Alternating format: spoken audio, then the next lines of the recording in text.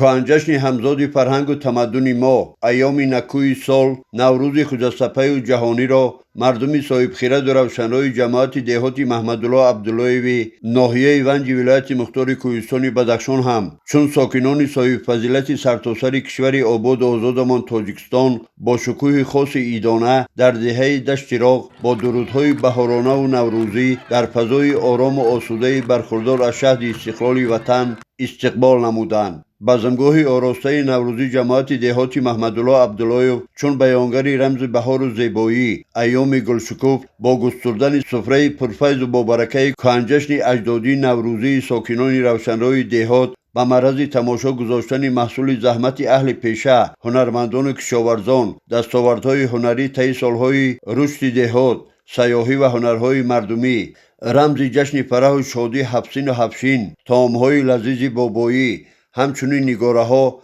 از میراث گذشتگان باعث فرهمندی بزمنشینان نوروز خجسته جهانی در دهه دشت راغ دهات گردید. مردم صاحب فضیلت و روشنرا مهمانانی از دور و نزدیک آمده با چهره های سرشار از مهر و محبت وطنداری پایداری عدالت در پاکبوم بکر و زیبای ما تاجیکستان آباد و آزاد رهایش و لذت از زندگی هستیساز و مسرتبار همایش عیدانه ساکنان دهات دوستان و پیوندان را به هم شادباش میگفتند. ابتدا هیئت نمایندگی مقامات اجرایی حاکمیت دولتی ناحیه ونج ولایت مختار کوهستان بدخشان با تشریف قدم ارزانی داشتن به بزمگاه نوروزی از قبول صمیمانه بزمنشینان دهات برخوردار گشته با دیداربینی اهل هنر و فرهنگ نورسان آینده ساز و پخت و پز نوروزی با دعای نیک پیران خرد به جوبراران بابایی حسن آغاز بخشیدند. همچنین سفره آراسته نوروزی اهل هنر کشاورزان و کدبانوان صاحب هنر و روشنرای دهات توجه هیئت نمایندگی مقامات ناحیه را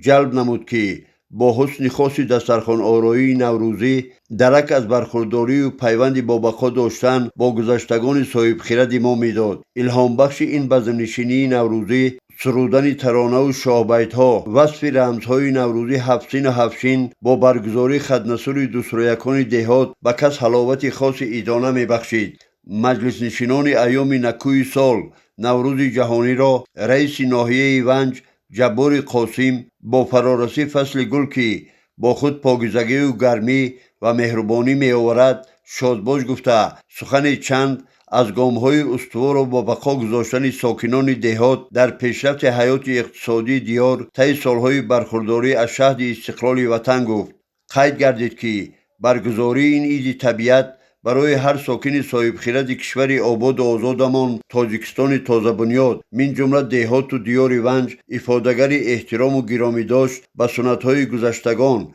و رواج همکاری‌ها در داخل و خارج کشور بوده ملت ما را به زندگی هستی‌ساز و شایسته شناخت پیشوا به خاطر پیشرفت جامعه سهمگذاری در رشد باثبات دهات ناحیه ولایت کشور هدایت می نماید. در این بزمنشینی نوروزی که یکی از جشنهای پسندیده عالمیان گشته است ایده از فعالان دهات هنرمندان و ورزشگران با تحفه‌های خاطرمان جشن نوروزی مشرف گردیدند که باعث خوشحالی اهل نشست گردید. تنتنه نوروزی دهات را از آغاز تا انجام خدمتگزاری اهل فرهنگ و هنر ناحیه در همبستگی با مکتبیان دهه دشت راغ تراوت تازه نوروزی بخشید که تجسمگر ایام نکوی سال فصل گل نوروز و بهار بود و درک از رسم آیین آریایی میداد و به عیدانه گلشکوف طبیعت دهات محمد الله عبدالله شکوه و شهامت تازه نوروزی بخشید. انجام بخش با اقدام نیک رئیس مقامات خودفعالیتی دهه دشت راغ امردین موسی آراستن دسترخوان نوروزی برای سربازان و افسران قسم سرحدی دشت یزگلان بود که درک از همبستگی و همکاری ساکنان دهات با سربازان شجاع وطن در حفظ مرز و بوم کشور عزیزمان